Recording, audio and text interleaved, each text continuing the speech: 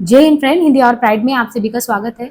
आप किसी भी हिंदी साहित्य संबंधी एग्जाम में बैठ रहे हो, चाहे वो टीजीटी, पीजीटी, यूजीसी नेट हो या यू हायर कमीशन का हो, एमपीपीएससी सेट हो, कोई भी एग्जाम हिंदी से रिलेटेड अगर आप दे रहे हैं तो ये मान के चलिए कि प्रमुख साहित्यकारों के उपनाम और उपाधियां एक सदाबहार टॉपिक है जिनसे क्वेश्चन आने ही आने होते हैं। तो इन्हें आप जो है जितने भी हिंदी साहित्य में रचनाकार हैं जिनको अलग अलग उपनामों से जाना जाता है, उनको अलग उपाधियों से भी भूषित किया गया है, उनको हम एक ही बैठक में ये कंप्लीट कर लेंगे। आपको वीडियो के एंड तक बने रहना है। देखिए यहाँ पे सबसे पहले वास्तविक या मूल नाम कवि स्वयंभू के बारे में आपने पढ़ा होगा। तो कवि स्वयंभू को हम अपभ्रंश का वाल्मीकि कहते हैं या व्यास भी कहते हैं, कालिदास भी कहते हैं। यानी स्वयंभू को अपभ्रंश का वाल्मीकि, व्यास, कालिदास तीनों ही नामों से जाना जाता है। पुष्यदंत, पुष्यदंत कवि जो हैं इनको अभिमान मेरु कहा जाता है। ये कई बार प्रीवियस के एग्जाम में पूछा गया कि अभिमान मेरु के नाम से किसे जाना जाता है। तो पुष्यदंत, अभिमान मेरु। भाखा का जड़, तो भाखा का जड़ या हिंदी का भवभूति, तो अभिमान मेरु, भाखा का जड़, हिंदी का भवभूति, काव्य रत्नाकर, कवि कुल तिलक।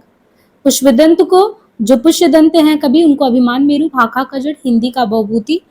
इनके अलावा जो है काव्य रत्नाकर, कवि कुल तिलक, यानी पुष्यदंत को कई नामों से जाना जाता है।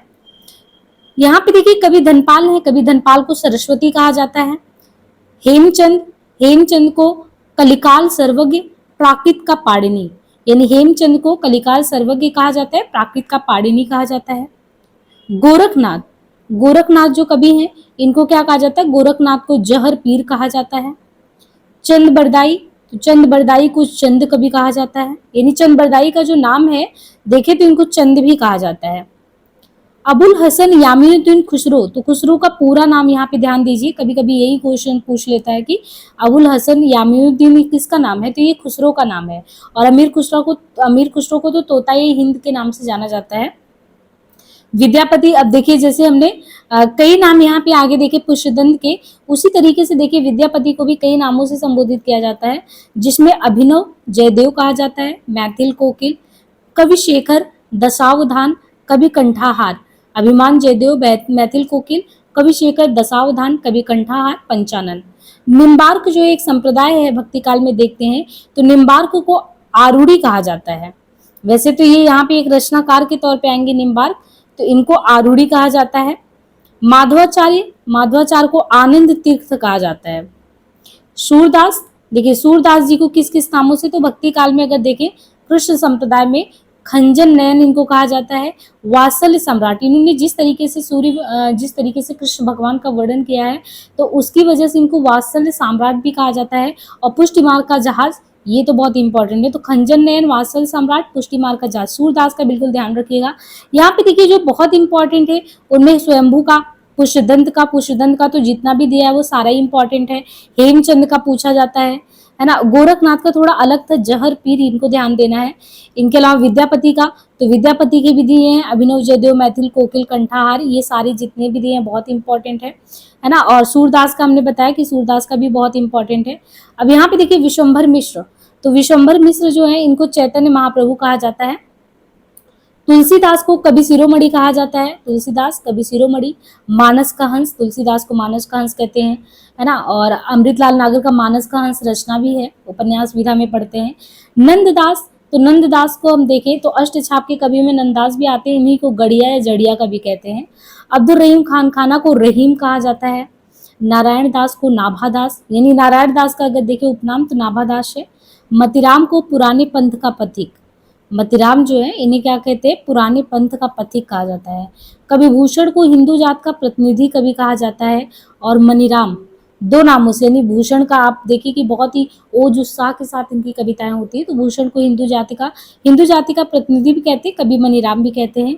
बुद्धिसेन, बुद्धिसेन का यहाँ पे देखें तो बुद्धिसेन जो है इनको बोधा, यानी बोधा को ही बुद्धिसेन कहते हैं। यार मोहम्मद, यार मोहम्मद को यारी साहब। सैयद गुलाम नबी, सैयद गुलाम नबी को रसलीन, देखिए रसलीन नाम से किसे जाना जाता है, सैयद गुलाम नबी को रसलीन कहा जाता है। ये तो रसलीन है, रसनिधि किसे कहते हैं, तो पृथ्वी सिंह को रसनिधि कहा जाता है। मुंशी सदा सुखलाल, मुंशी सदा सुखलाल नियाज, तो यहाँ पे पीछे लगा दिया जाता है इनके नाम के पीछे, मुंशी सदा सुखलाल नियाज। शिव प्रसाद सिंह, शिव प्रसाद सिंह तो इनको सितारे हिंद के नाम से जाना जाता है, शिव प्रसाद सितारे हिंद को। हरिश्चंद्र, हरिश्चंद्र को देखिए रसा के नाम से कौन जो है चीजें लिखता था, नहीं आप हरिश्चंद्र को देखते हैं कि आधुनिक युग में पूरा एक काल ही चलता है भारतेंदु युग पे, तो हरिश्चंद्र जो है इन ये जो लिखते थे अपनी कविताओं वगैरह का नाम रसा नाम से, इनका वैसे उपनाम अगर देखें तो इनका रसा नाम है। और भारतेंदु तो कहते ही, तो भारतेंदु भी उपनाम है, बाकी इनका हरिश्चंद्र तो था ही। और कलयुग का कन्हैया भी किसको कहते हैं, तो हरिश्चंद्र को कलयुग का कन्हैया भी कहते हैं। बद्रीनारायण चौधरी, बद्रीनारायण चौधरी प्रेमघन, ये अब्र, इनका अब्र नाम है, बद्रीनारायण को अब्र के नाम से जाना जाता है। नाथुराम शर्मा, नाथुराम शर्मा को शंकर नाम से, साहित्य सुधाकर, भारतेंदु प्रगेंदु, तो यहाँ पे देखिए भारतेंदु प्रगेंदु किसे कहते हैं, नाथुराम शर्मा को। कविता कामिनी कांत किसे कहते हैं, तो जो है कविता कामिनी कांत जो है वो भी हम नाथुराम शर्मा को ही कहते हैं। आगे देखिए जो महावीर प्रसाद द्विवेदी है, द्विवेदी युग में बहुत इंपॉर्टेंट कवि महावीर प्रसाद द्विवेदी, और इन्हें हम भुजंग भूषण भट्टाचार्य यानी भुजंग भूषण भट्टाचार्य के नाम से जानते हैं। आत्माराम करके इनका और सुकवि किंकर, तो ये कई बार एग्जाम में पूछा गया है कि सुकवि किंकर के नाम से किसे जाना जाता है, तो सुकवि किंकर महावीर प्रसाद द्विवेदी को। बाकी आत्माराम भुजंग भूषण भट्टाचार्य इनके नाम से भी जाना जाता है। बाल मुकुंद गुप्त को शिव शंभु नाम से जाना जाता है। अयोध्या सिंह उपाध्याय को हरिओत, तो ये तो पूरा नाम ही हो जाता है उनका। लाला भगवान, अब लाला भगवान के पीछे ये दीन लगाए, दीन इनका उपनाम है। जगन्नाथ दास रत्नाकर, तो जगन्नाथ दास रत्नाकर जब पीछे लिखते थे ये उपाधि इनकी होगी। बाकी ये जकी नाम से लिखते थे, जकी इनका उपनाम था, जगन्नाथ का जकी उपनाम था।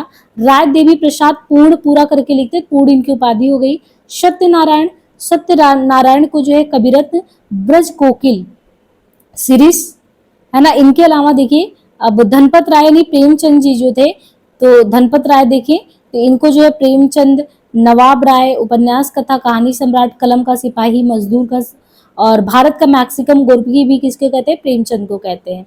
गिरधर शर्मा, गिरधर शर्मा को नवरत्न कहा जाता है, गिरधर शर्मा, इन्हें नवरत्न नाम से जाना जाता है। गया प्रसाद शुक्ल स्नेही, इनको स्नेही और त्रिशूल दोनों ही नामों से जाना जाता है।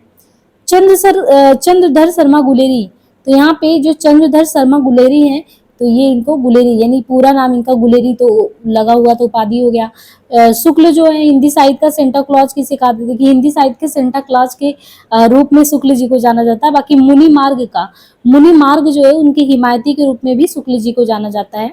दत्तात्रेय बालकृष्ण कालेलकर, दत्तात्रेय बालकृष्ण कालेलकर, ये काका कालेलकर को कहा जाता है।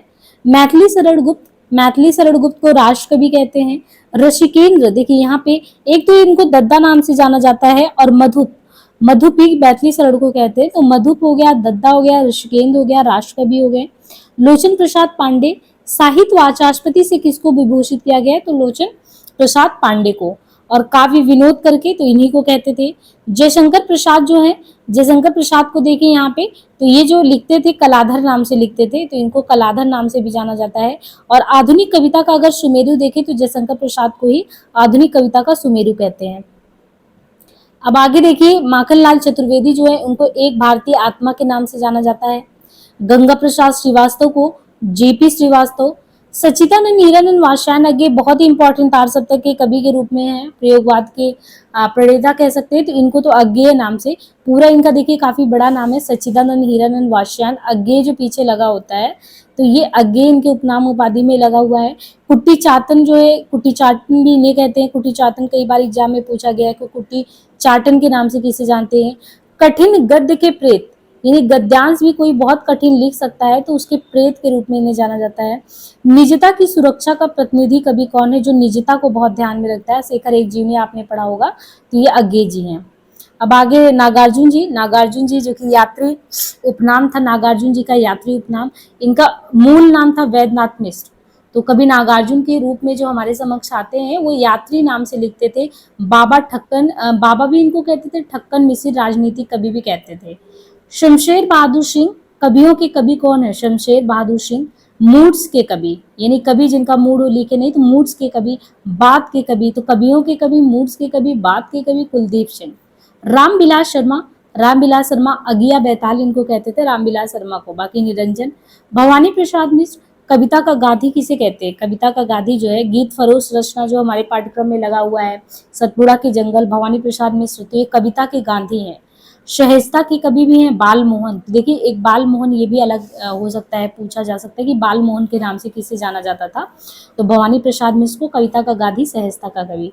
रामेश्वर शुक्ल, ये अंचल करके पीछे लगा होता है ना, तो रामेश्वर शुक्ल अंचल करके पूरा है।